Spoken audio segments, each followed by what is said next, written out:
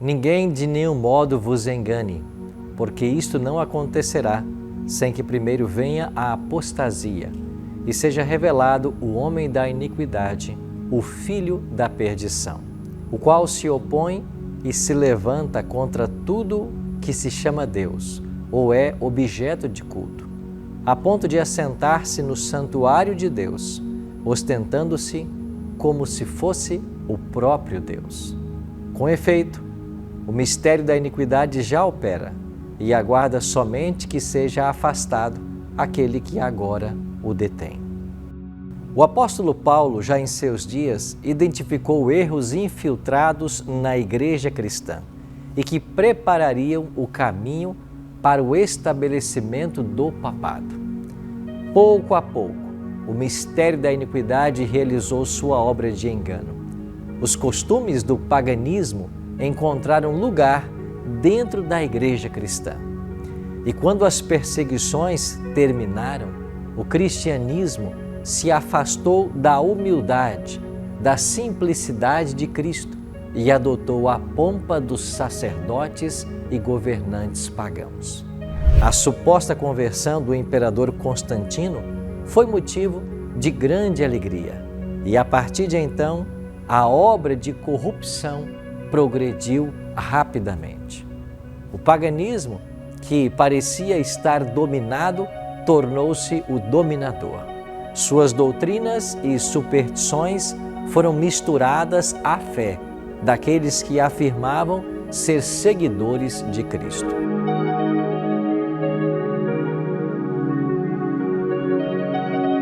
O compromisso entre o paganismo e o cristianismo resultou no que Paulo chama o homem do pecado, assim como a profecia predissera.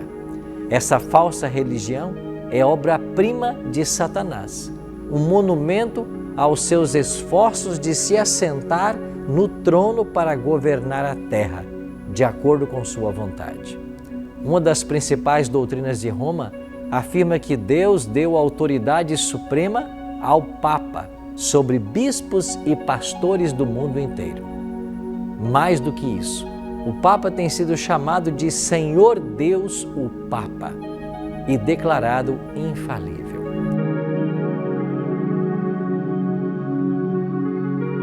A mesma reivindicação que Satanás fez no deserto da tentação continua a ecoar por meio da Igreja de Roma. E grande é o número do que lhes rendem adoração. A profecia declarou que o papado tentaria mudar os tempos e a lei. A adoração de imagens e relíquias foi gradualmente introduzida na adoração cristã. Roma ousou remover o segundo mandamento da lei de Deus, que proíbe a adoração a ídolos, e dividir o 10º mandamento em 2, a fim de conservar o total de 10.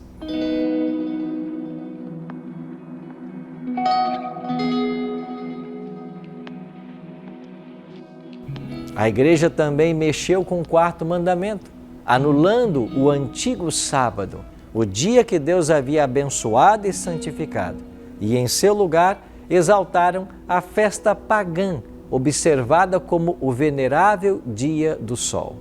Nos primeiros séculos, todos os cristãos guardavam o verdadeiro sábado, mas Satanás atuou para fazer prosperar sua vontade.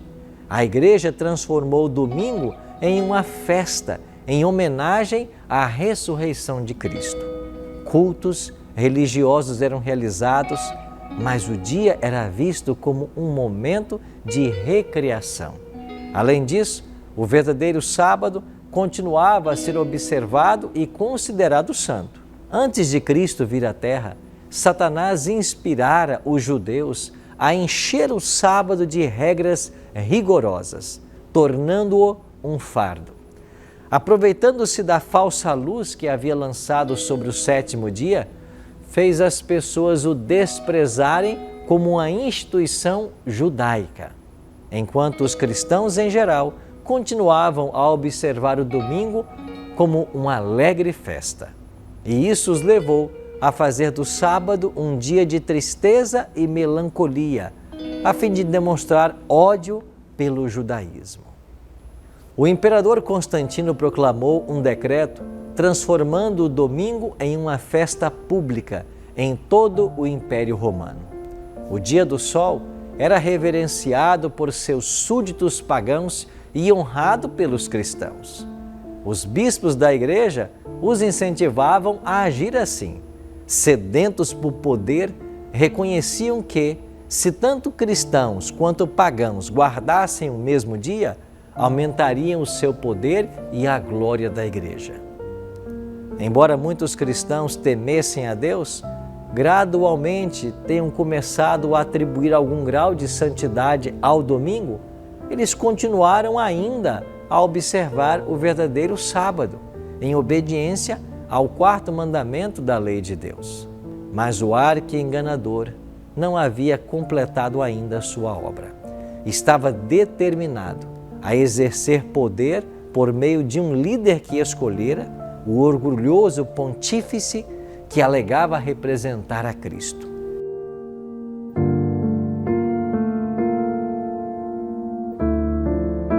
Grandes concílios foram então realizados, dos quais participavam autoridades do mundo inteiro. Quase todos os concílios rebaixavam o sábado um pouquinho mais, ao passo que exaltavam o domingo.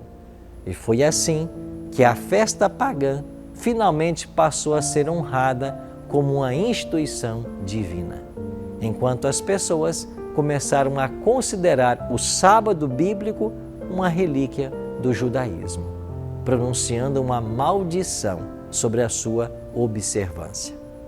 O quarto mandamento revela que Deus é o Criador, e a fim de comemorar a obra da criação, Deus santificou o sétimo dia como um dia de descanso para a humanidade.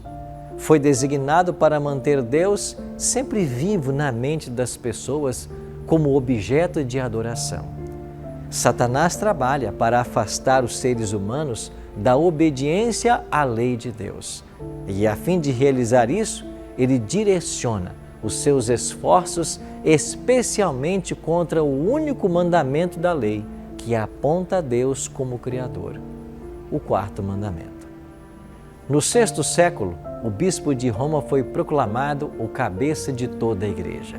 O paganismo foi substituído pelo papado. Cumpriram-se as palavras de Apocalipse 13:2. O dragão deu à besta o seu poder, o seu trono e grande autoridade. Assim começaram os 1260 anos de opressão papal, que as profecias de Daniel e Apocalipse haviam predito. Os cristãos foram forçados a escolher ou abrir mão de sua integridade e aceitar as cerimônias de adoração papal, ou consumir a vida em masmorras e até mesmo sofrer a morte. O mundo se transformou em um imenso campo de batalha. Ao longo de centenas de anos, a Igreja de Cristo encontrou abrigo e esconderijo na escuridão. A mulher, porém, fugiu para o deserto, para um lugar que lhe havia sido preparado por Deus, para que ali a sustentassem durante 1260 dias. A ascensão da Igreja Católica Romana ao poder marcou o início da Idade das Trevas. As pessoas transferiram sua fé em Cristo para o Papa de Roma. E em vez de confiar no Filho de Deus para obter o perdão dos pecados e a salvação eterna, passaram a olhar para o Papa e para os sacerdotes a quem ele concedia autoridade. O Papa era o mediador terreno, ele ficava no lugar de Deus para eles. Eram poucos os crentes fiéis a Deus. Às vezes, parecia que o erro triunfaria por completo e a verdadeira religião seria banida da terra. As pessoas perderam o Evangelho de vista e passaram a carregar o fardo dos requerimentos difíceis. A Igreja os ensinava a confiar nas próprias obras para expiar os pecados. Longas peregrinações, atos de penitência, adoração a relíquias, a construção de igrejas, relicários, altares, o pagamento de grandes somas para os tesouros da Igreja. É isso que ela exigia, a fim de aplacar a ira de Deus ou obter o seu favor. No século XI, o Papa Gregório VII proclamou que a Igreja nunca havia errado, nem jamais erraria de acordo com as Escrituras, mas não apresentou nenhuma prova bíblica para confirmar sua alegação. O orgulhoso pontífice também afirmou ter poder para destituir imperadores. Esse promotor da infabilidade demonstrou seu caráter tirano no tratamento que dispensou ao imperador alemão Henrique IV. Por ter ousado desconsiderar a autoridade papal, esse monarca foi excomungado da Igreja e demovido do trono. O decreto do Papa encorajava os próprios príncipes de Henrique a se rebelarem contra ele. Então o príncipe sentiu a importância de fazer as pazes com Roma e com sua esposa e um servo fiel atravessou os Alpes no meio do inverno a fim de se humilhar diante do Papa. E quando chegou ao castelo de Gregório, lá em Canossa, no norte da Itália, foi levado para um pátio externo. E lá, no frio rigoroso do inverno, com a cabeça descoberta e os pés descalços, aguardou a permissão do Papa para entrar na sua presença. Somente após 3 dias, em jejum e confissão, o Papa lhe concedeu perdão. Mesmo assim, foi somente sob a condição de que o imperador esperaria pela permissão papal antes de assumir novamente os símbolos da realeza e exercer seu poder. Gregório sentiu-se triunfante com essa vitória. Ele enaltecia a si mesmo por acabar com o orgulho dos reis.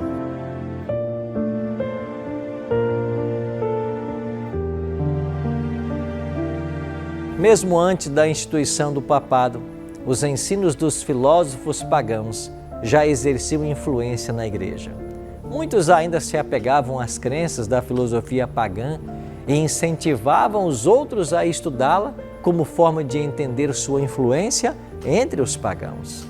Erros graves se infiltraram na fé cristã dessa maneira. Um dos principais ensinos falsos era a crença de que somos imortais por natureza e conscientes após a morte. Essa doutrina lançou as bases para que Roma instituísse orações aos santos, a adoração da Virgem Maria, a heresia do tormento eterno, para aqueles que se recusassem a se arrepender. Essa crença se tornou parte da fé papal nos primeiros anos da Igreja. E essas duas doutrinas, a crença na imortalidade natural da alma e a santificação do domingo, o primeiro dia da semana, estão hoje sendo abraçadas por todas as igrejas, o que finalmente culminará no grande movimento ecumênico dos dias finais da história. No século XIII, a Igreja instituiu a arma mais terrível do papado, a chamada Santa Inquisição. Em seus concílios secretos, Satanás e seus anjos controlavam a mente de homens maus. O corpo dilacerado de milhares de mártires clama a Deus por vingança desse poder apóstata. O papado havia se tornado déspota do mundo. Reis e imperadores se submetiam aos decretos do pontífice romano, honravam o clero e o sustentavam liberalmente. O historiador Willi declarou: o meio-dia do papado foi a meia-noite do mundo. As Escrituras eram praticamente desconhecidas. Os líderes papais odiavam a luz que revelaria seus pecados. E como foi removida a lei de Deus, o padrão da justiça, vícios eram praticados sem restrições. Uma paralisia moral e intelectual havia recaído sobre a cristandade. Essas condições foram consequências do banimento da palavra de Deus. Mas quem poderia se opor a tal poder? Quem ousaria enfrentar a igreja que dominava o mundo? Você terá a resposta no próximo capítulo. Na próxima semana, iremos ver aqueles que fizeram frente e resistência às mentiras do papado. Até lá!